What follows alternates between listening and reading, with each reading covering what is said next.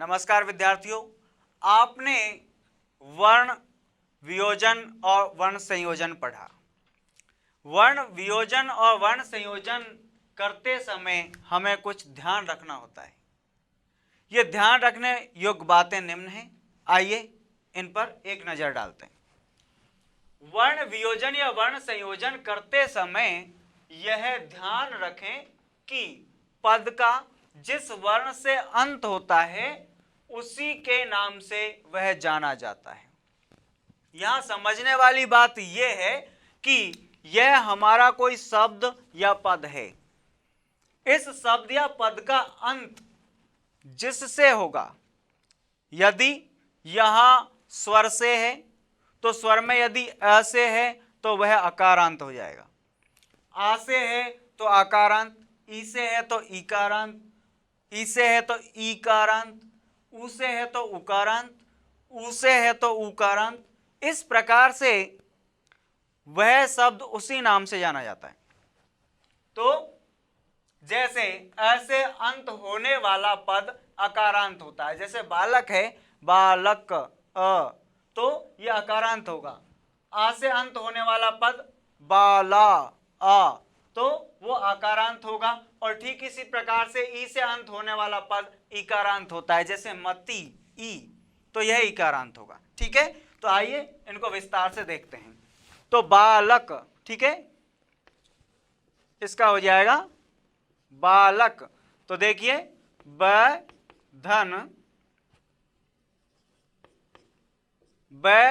आ धन ल धन अ धन क धन अ, ठीक है। ए अंत में है तो ये क्या हो जाएगा, अकारांत हो जाएगा, अकारांत। ठीक है, इसी प्रकार से बाला है तो ब धन आ धन ल धन आ, ठीक है। आ अंत में है तो ये आकारांत हो जाएगा, क्या हो जाएगा, आकारांत हो जाएगा। ठीक इसी प्रकार से मति, तो मैं धन ए धन ते धन ई, तो मति ये इकारांत हो जाएगा, क्या हो जाएगा, इकारांत। देवी, तो द धन ए धन व धन ई, तो ये इकारांत हो जाएगा, क्या हो जाएगा, इकारांत।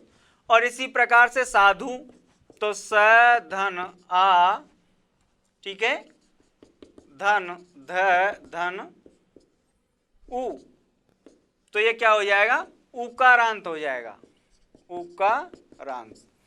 और वधु, ठीक है, तो व धन ए धन ध धन उ, तो ये उकारांत हो जाएगा, उकारांत।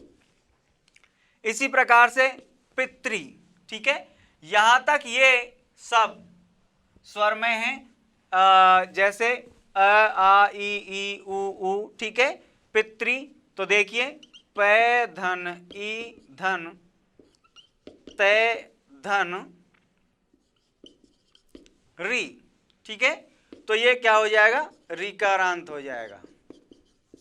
और वाच, ठीक है, तो व धन आ धन च, तो यह समझने वाली बात है, यहां अंत में च है और च एक व्यंजन है, ठीक है।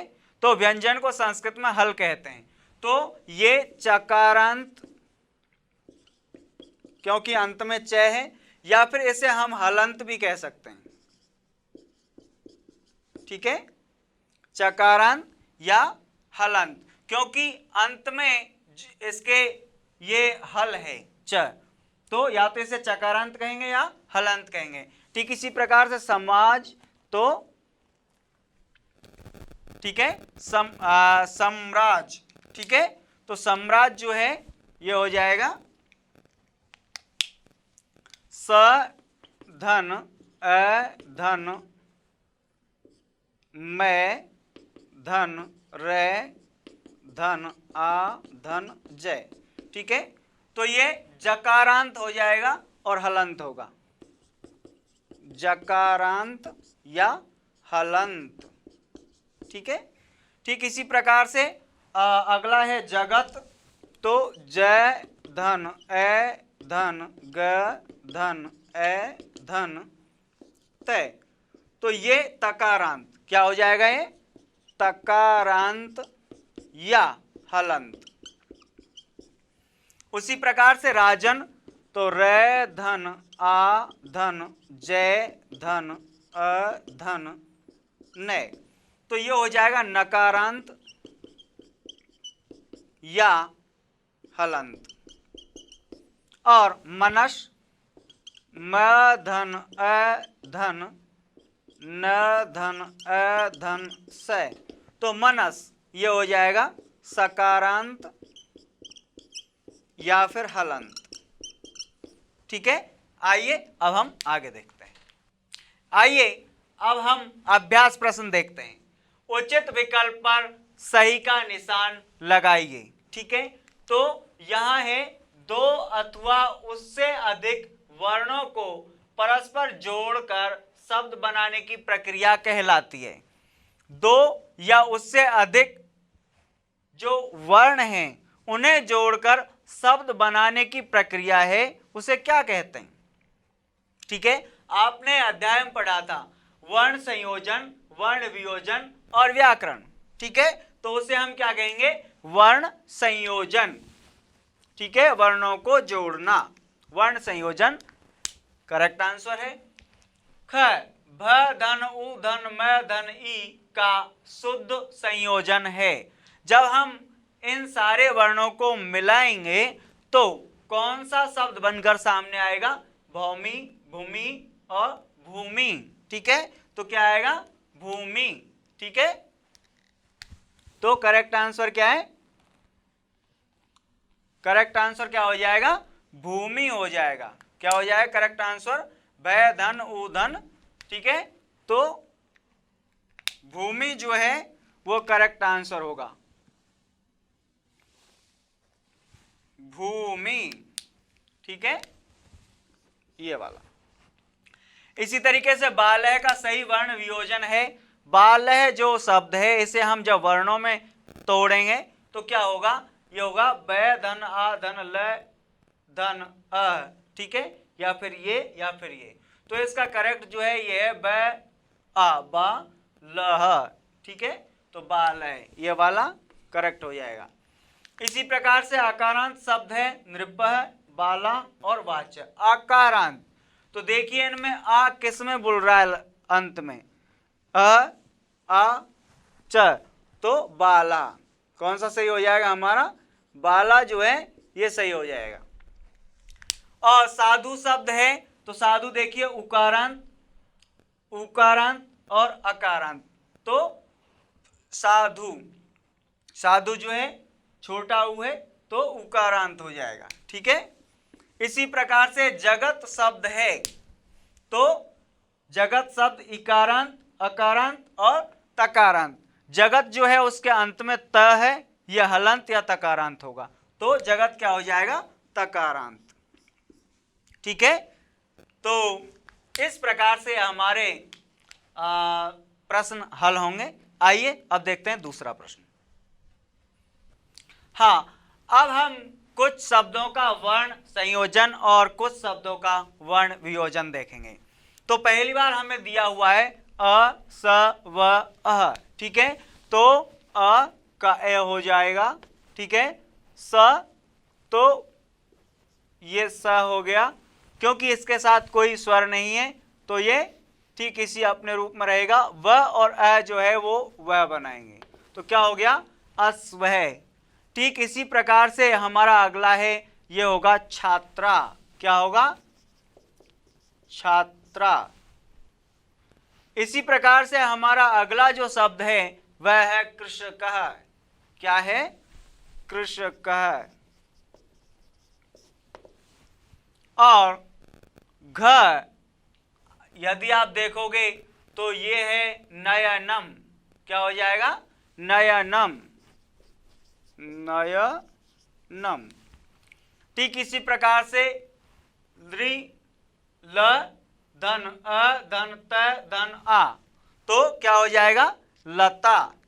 ठीक है, ल धन अ, ठीक है, ल धन अ धन त धन आ, तो क्या हो जाएगा? लता। लता हो गया। इसके बाद में है वंदना। क्या है? वंदना। ठीक है, तो ये हो जाएगा वंदना।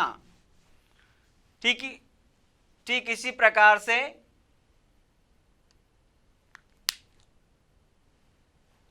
क्या हो जाएगा? विनय। ठीक है, क्या है? व धन ई धन न धन अ धन य धन अ, तो ये हो जाएगा विनय।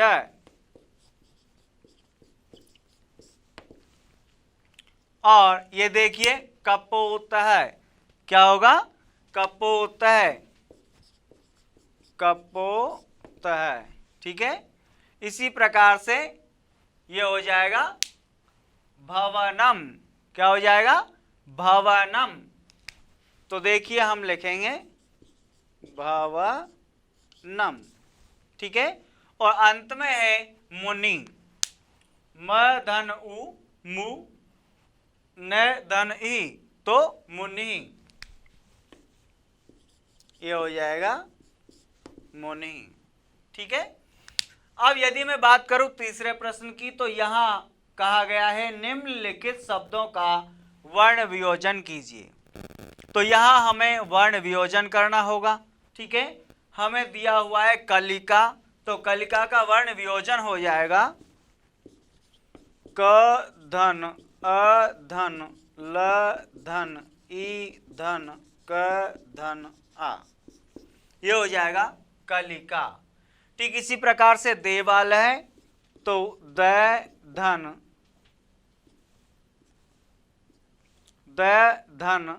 ए धन व धन आ धन ल धन य धन अह, तो ये क्या हो जाएगा? देवालय। ठीक इसी प्रकार से सुक है। क्या हो जाएगा? सुक है, तो स। ठीक है, क्या होगा? स धन उ धन क धन अह, तो सुक है।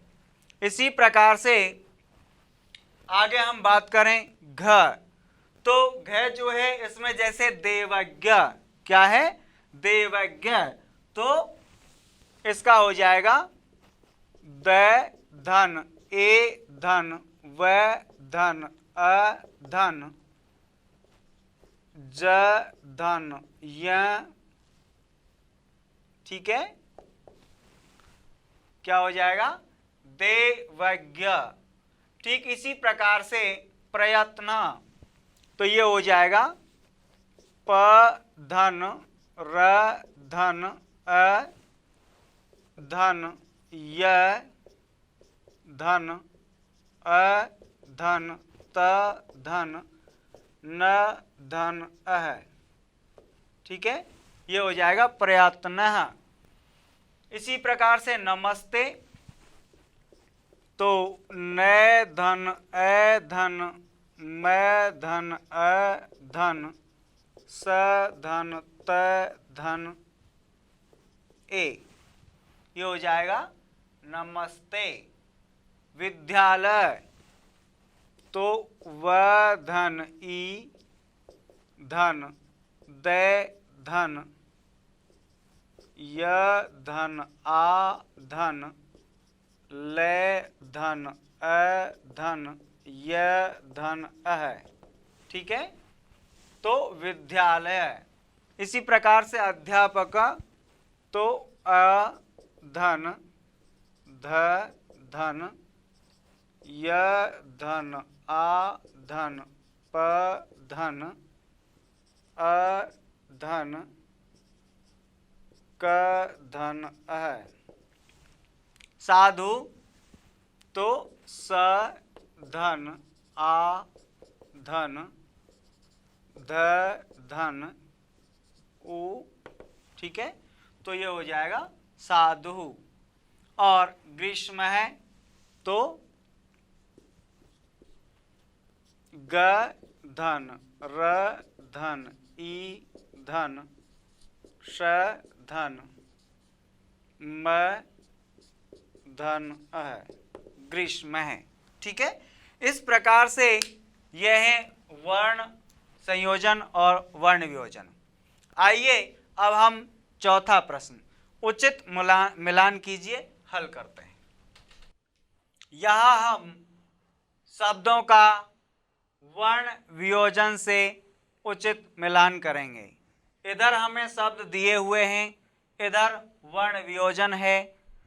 ये वर्ण वियोजन किस शब्द का है उसका हमें चुनाव करते हुए मिलाना है। तो देखिए अजा, अजा जो है इसका वर्ण वियोजन देखते हैं। अ से शुरुआत होगी, अ धन ज धन आ। तो देखिए अ धन ज धन आ, अजा। ठीक है, तो ये हम मिलान कर देते हैं। ठीक इसी प्रकार से माता, मैं धन आ धन त धन आ, तो माता। ठीक है, ये मिलान कर देते हैं। लता, ल धन ए धन ता त धन आ, तो लता। इसी प्रकार से सूर्य, तो स धन उ। ठीक है, स धन उ धन र धन य धन अ, सूर्य। ठीक है, तो सूर्य का मिलान कर देते हैं। ठीक इसी प्रकार से काकह, तो क धन आ धन क धन अ, तो काकह, काकह का मिलान कर देते हैं। ठीक इसी प्रकार से हमारा अगला जो है वह है बिंबह। क्या है? बिंबह, तो बै धन ई धन मैं धन बै धन अह, तो बिंबह। और इसी प्रकार से मुनि, तो मैं धन उ धन न धन ई। ठीक है, तो मुनि, तो यहाँ ये रहा मुनि। इस प्रकार से हम इन सब का मिलान कर देते हैं। तो ये इन सब का वर्ण वियोजन है जिसको हमें मिलान करना है। आइए अब देखते हैं अगला प्रश्न। आइए अब हम अभ्यास प्रश्न हल करेंगे। हमारा पहला अभ्यास प्रश्न है, वर्ण संयोजन को उदाहरण सहित स्पष्ट कीजिए। हमने अध्याय पढ़ते समय पढ़ा था वर्ण संयोजन, दो या दो से अधिक वर्णों के मिलाने की प्रक्रिया जो है, ठीक है, उसे वर्ण संयोजन कहते हैं। दो या दो से अधिक वर्ण मिलकर शब्द का निर्माण करते हैं। तो दो या दो से अधिक वर्णों को मिलाने की प्रक्रिया वर्ण संयोजन कहलाती है। तो आइए हम इसका उत्तर देखते हैं।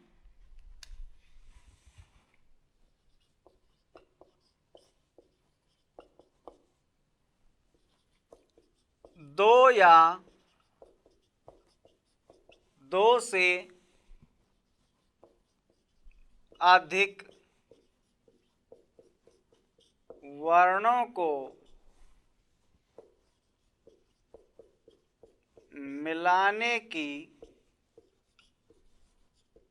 प्रक्रिया, ठीक है, दो या दो से अधिक शब्दों को मिलाने की प्रक्रिया क्या कहलाती है? वर्ण संयोजन कहलाती है। वर्ण संयोजन कहलाती है। ठीक है,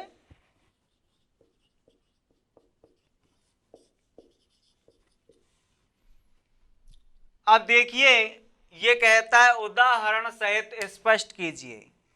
तो हम दो उदाहरण लेते हैं, जैसे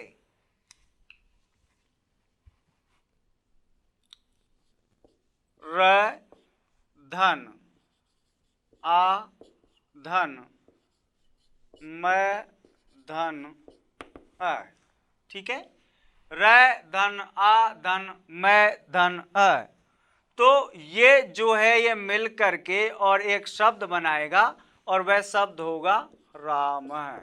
ठीक है, तो इस प्रकार से दो या दो से अधिक वर्ण होते हैं और दो या दो से अधिक वर्णों को जो मिलाने की प्रक्रिया है वो वर्ण संयोजन कहलाती है। जैसे र धन आ धन मैं धन अ, तो यह है राम है। ठीक है, तो इस प्रकार से वर्ण संयोजन होता है और दो या दो से अधिक वर्णों के मिलाने की जो प्रक्रिया है वह वर्ण संयोजन कहलाती है। ये उसका उदाहरण है। इसके बाद में बात करते हैं वर्ण वियोजन किसे कहते हैं। तो वर्ण वियोजन किसे कहते हैं, ठीक है, कोई शब्द जो है किसी शब्द को अलग अलग वर्णों में विभक्त करने की प्रक्रिया, किसी शब्द को अलग अलग वर्णों में विभक्त करने की प्रक्रिया जो है क्या कहलाती है, वर्ण वियोजन या वर्ण विन्यास कहलाती है। ठीक है, या वर्ण विच्छेद भी इसे कह सकते हैं।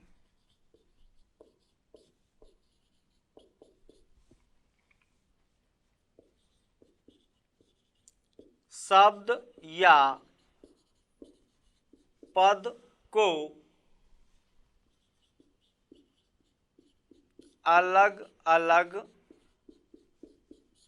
वर्णों में विभक्त करने की प्रक्रिया, ठीक है, शब्द या पद को अलग अलग वर्णों में विभक्त करने की प्रक्रिया जो है वह क्या कहलाती है, वर्ण वियोजन कहलाती है। क्या कहलाएगी वह, वर्ण वियोजन। ठीक है, वर्ण वियोजन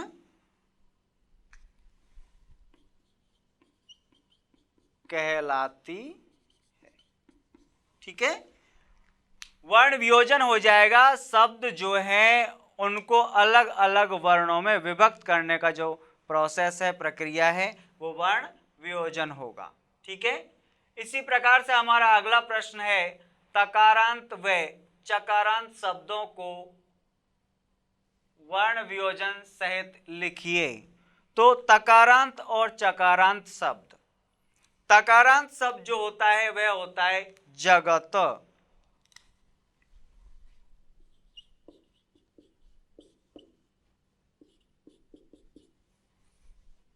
देखिए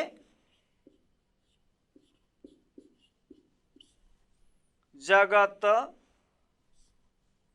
इसमें अंत में तय है इसलिए यह तकारांत होगा। कैसा होगा, तकारांत होगा। जगत अंत में तय बोलने में आ रहा है तो यह तकारांत हो जाएगा। यह जो तकारांत शब्द है जगत, यदि इसका वर्ण वियोजन करें तो इसका वर्ण वियोजन हो जाएगा ज धन अ धन ग धन अ धन त, ये हो जाएगा जगत।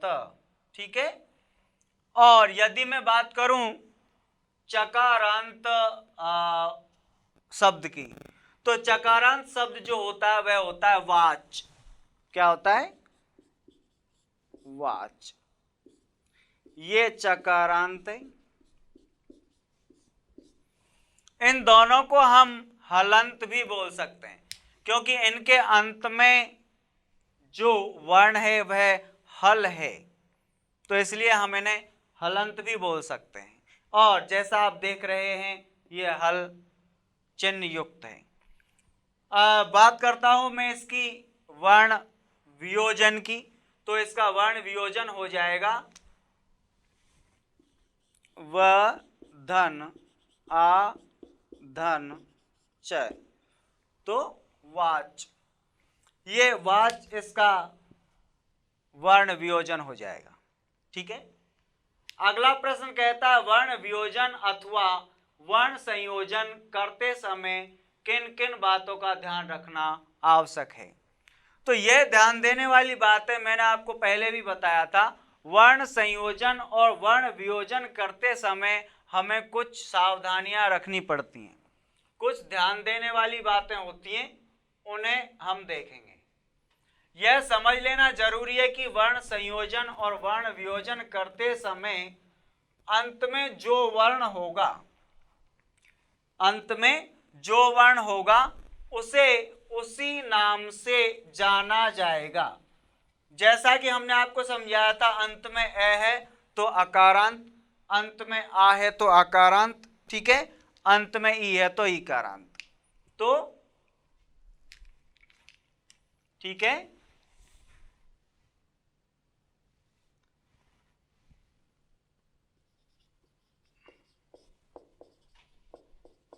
ठीक है, आइए देखते हैं। तो वर्ण संयोजन अथवा वर्ण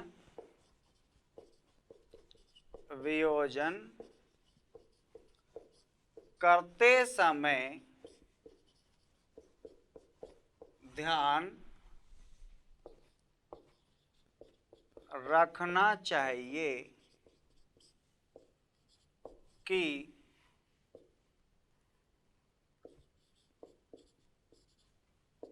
शब्द या पद में जो अंतिम वर्ण होता है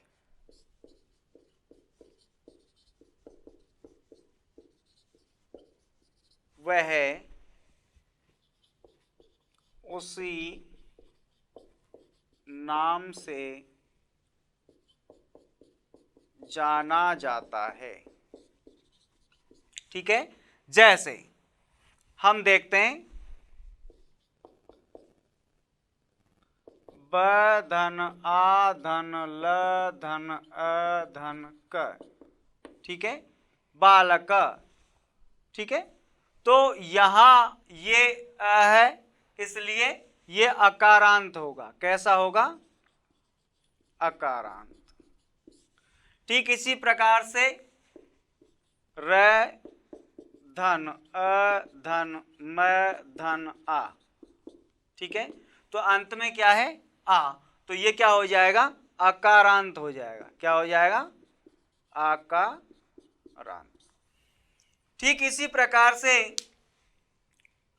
भूमि, नदी, ठीक है, वधु, साधु, ठीक है, पितृ, तो ये जो हैं इनके अंत में, किसी के अंत में ई है, किसी के अंत में ऊ है और किसी के अंत में री है।